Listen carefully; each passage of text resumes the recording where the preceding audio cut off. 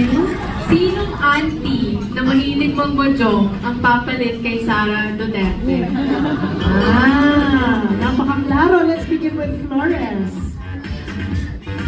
Evelyn Flores ang aking name. Malaman ang auntie na kapalit dito ay ang tita ko. Ang tita ko ay marami siyang mga flowers sa garden niya. May pink, may blue, may yellow, may green, yung dahon.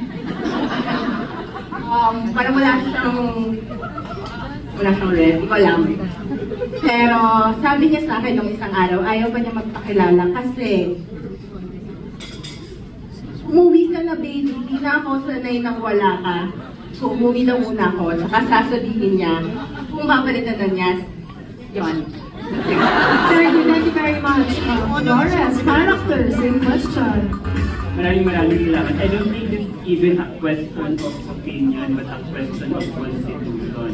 If ever the Vice President is actually impeached, we are legally obligated to promote the Senate President to the Vice President position. Now, the question is, sino ba talaga ang Senate President natin? Isa ba siyang taga Valenzuela or isa siyang taga Taguig? O pwede rin namang isang nagmamahal na merong tattoo na kilay? Well, we wouldn't really know. But, Your Honor, please, if I may. According to the Constitution, Section 1, Article 4 states, "Oh, she's sweet but a psycho, a little bit psycho." And that is why you cannot even find her or bring her to the Senate. Great.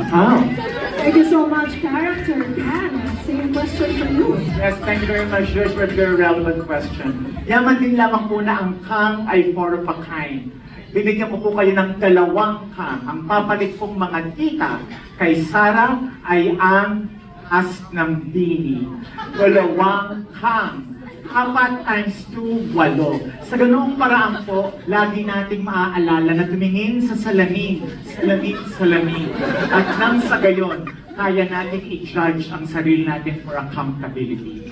At ang tarpaulin na ipapalagay po kapag welcome po ang 8 members ng Bini as our new Vice Presidents.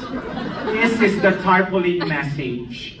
Let it go. Let it go. 2 times addressed Sara Duterte. Thank you very much.